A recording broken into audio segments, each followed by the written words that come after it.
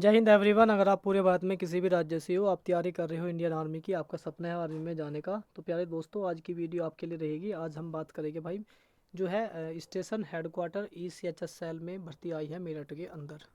तो पहले मेरी बात पूरी ध्यान से सुनना। जो मैं आपको जानकारी दूंगा ये जानकारी आप सभी के लिए रहेगी। इस पर पहले से ही मैं एक वीडियो बना चुका हूँ। ये वीडियो उनके लिए है जो भाई कंफ्यूज है, और कुछ ऐसे हैं जो बार बार मतलब मैसेज करते हैं कि इसके बारे में पूछते हैं कि भर्ती मतलब कैसे निकलती है, क्या भर्ती का रियल है कि नहीं है। उनके बारे में आज पूरी बात करेंगे और आपको सारी जानकारी दूंगा इस वीडियो में। तो भाई जो ये ECHS की भर्ती होती है, मैं आपको पहले बताना चाहूँ ये ECHS क्या है। ECHS ये कोई ऐसा नहीं है, कोई बोलता है कि एक्स सर्विसमैन इसको अप्लाई कर सकते हैं, नहीं भाई ऐसा कुछ नहीं है। ECHS का एक कार्ड होता है। जैसे आपका जो है मान लो आयुष्मान कार्ड है, जैसे आपका एक ई श्रम कार्ड होता है। तो जैसे आयुष्मान कार्ड है, इस पर क्या होता है ना, आपका 5 लाख तक का जो है वो इलाज जो होता है आपका वो बिल्कुल फ्री होता है। ठीक है। तो ये जो ECHS का कार्ड है ये आर्मी वालों का बनता है। इस पे क्या होता है, इसमें कोई लिमिट नहीं है। अगर आपको कोई भी परेशानी हो जाती है तो इस कार्ड को आप दिखाकर किसी भी हॉस्पिटल में जहाँ पे ECHS के पैनल है वहाँ पे आप अपना जो है इलाज बिल्कुल फ्री में करा सकते हो। ठीक है, जिसका आपको कोई भी पैसा नहीं देना पड़ेगा। ठीक है। तो इस तरीके से जो होता है ये कार्ड होता है ECHS का, और ये अब है ना लगभग लगभग हर जगह हॉस्पिटल में लागू हो रहा है, ये पैनल हर जगह बन रहा है। ठीक है। तो चलिए ये बात आपको समझ में आ गई होगी, और ना कि आप समझ रहे थे कि भाई ये एक्स सर्विस मैन भर सकती है, ऐसा कुछ नहीं है। इस फार्म को सभी अप्लाई कर सकती है, सबके लिए वैकेंसी इसमें निकलती है। और वैकेंसी का क्या सिस्टम है वो बताता हूँ। जैसे ये पोली क्लिनिक की सुविधा ऐसे बन गई है क्योंकि आर्मी के अंदर MH होता है, वो अलग है। MH होता है, उसके बाद भी आर्मी के अंदर होती है पोली क्लिनिक, जो ECHS के कार्ड जहाँ पे चलते हैं। ठीक।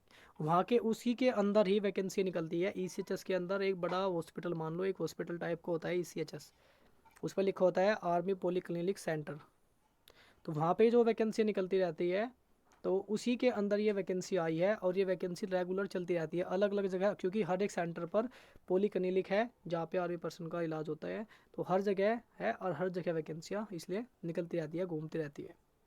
फ़र्क यह है कि कुछ जगह वैकेंसी जो है परमानेंट निकलती है। बताओ आपको मैं, कुछ जगह तो परमानेंट निकलती है, और कुछ जगह वैकेंसी जो है वो इंटरव्यू बेस पे भी होती है, और जो होती है संविदा बेस पे, यानी कि 12 मंथ्स के लिए होती है। तो इस तरीके से भर्ती होती है इसमें।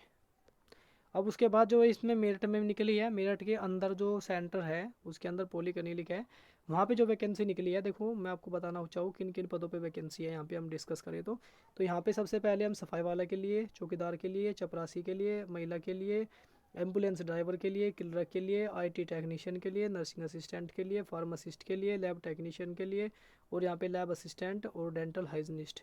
तो यहाँ पे इन सारे पदों पे भर्ती का ये नोटिफिकेशन आया है। और ये भर्ती जो है यहाँ पे आपकी, ये फिलहाल जो मैंने आपको बताया कि ये संविदा बेस पे निकाली जाती है, यहाँ पे लिखा भी है कि भर्ती आपकी संविदा बेस पे निकली हुई है। चलिए, उसके बाद अगर आप इसका फार्म भरना चाह रहे हो, अगर आपको इसका फार्म लेना है, तो बायो में ही मेरे जो है व्हाट्सअप चैनल का लिंक है। बायो में ही जो है व्हाट्सअप चैनल का लिंक है, और वहीं पे इंस्टाग्राम का भी लिंक है। दोनों में आप कोई सी जगह भी जुड़ सकते हो, इंस्टाग्राम का भी लिंक है। तो अगर आपको इसका फार्म लेना है तो आपको जुड़ना है व्हाट्सअप चैनल पर, और व्हाट्सअप चैनल पर जाने के बाद आपको मैं इसका फार्म बिल्कुल भेज दूँगा। वीडियो भी अपलोड है पहले से एक, और इसका फार्म कैसे भरना है उस पर भी वीडियो मैंने बना कर डाल रखी है पहले से ही। ECHS मेरठ कैंट का फार्म कैसे भरे। ठीक है। तो चलिए बात भी आपका क्लियर हो गई होगी फार्म वाली। अगर आप फार्म को लेकर परेशान थे कि भाई फार्म कैसे मिलेगा और कैसे भरना होगा, तो वो डाउट आपका क्लियर।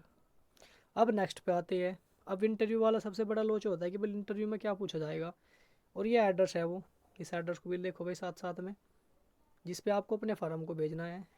तो इस कुछ भाई बोल रहे कि फार्म को स्पीड पोस्ट करे या साधारण पोस्ट करे, वो अपने टाइम के अकॉर्डिंग। अगर आपके पास टाइम कम है तो स्पीड पोस्ट कर दो, टाइम ज़्यादा है तो बहुत साधारण पोस्ट कर दो, वो भी 4-5 दिन में, 3-4 दिन में पहुँच जाएगा। उसके बाद अब सबसे बड़ा आता है आपका ये फार्म के बारे में, जो यहाँ पे पॉइंट लिखे होते हैं ये क्या है, तो ये समझ लो अच्छे से। जब आप फार्म भरते हो, बहुत सारे भाई का जो डाउट आया है कि भाई हमारा एडमिट कार्ड नहीं आता, तो इस पर बात करेंगे हम। एडमिट कार्ड नहीं आता, पर जब से हम वीडियो बना रहे हैं 1 साल कंप्लीट हो गया, अब तक 200 प्लस, ज़्यादा नहीं बोले 200 प्लस भाई जो है ECHS की भर्ती में सिलेक्शन ले चुके हैं। अगर आपको भी सब सिलेक्शन लेना है तो भाई आप हमसे जुड़ो, आपका भी सिलेक्शन होगा। आपको भी जो है आर्मी के अंदर, कैंट के अंदर काम करने का मौका मिलेगा।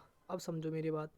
एडमिट कार्ड क्यों नहीं आता है, जब आप फार्म भरते हो तो फार्म भरते टाइम आप बहुत सारी गलती करते हो। जैसे मान लिया आपको कोई नाम भरना है, जैसे मान लिया अपने अपना फार्म को भरना है, अपने फार्म में लिखना है आपको मोहित, तो आपने क्या किया, मोहित लिख दिया, आपने मोहित लिखा। उसके बाद आपका नाम में कुछ भी मान लो कुमार है, तो आपने क्या किया, कुमार ऐसे बना दिया, ये कर दिया। पहली मिस्टेक तो ये हो गया आपकी कि आपने यहाँ पे बड़ा अक्षर लिखा, यहाँ पे आपने छोटे कर दिए, क्योंकि ये फार्म जो होती है वो कैपिटल में भर जाती है। पहली बात, पहली मिस्टेक आपकी ये।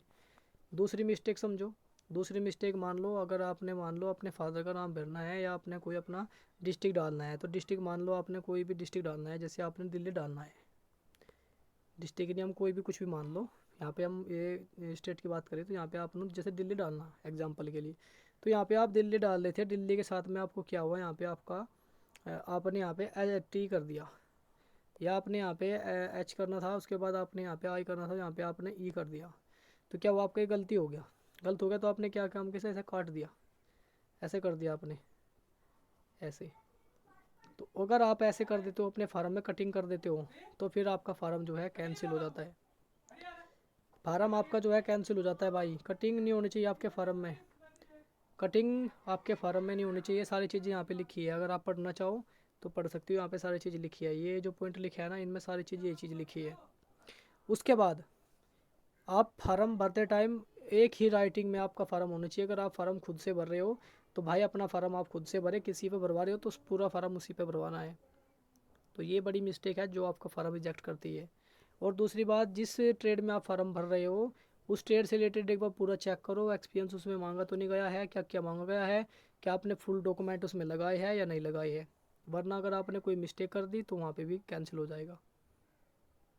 इसमें आपका इंटरव्यू कब से होगा, क्योंकि इसमें आपको कोई एग्ज़ाम नहीं है, क्योंकि इंटरव्यू बेस पे भर्ती है, साधारण मतलब 1 साल के लिए भर्ती है, तो इसमें कोई एग्ज़ाम भी नहीं होगा। यहाँ पे लिखा है 19-20 फरवरी को 8 बजे आपको पहुँचना है, और मेरठ के से अपना मुख्यालय में पहुँच जाना है ECHS में।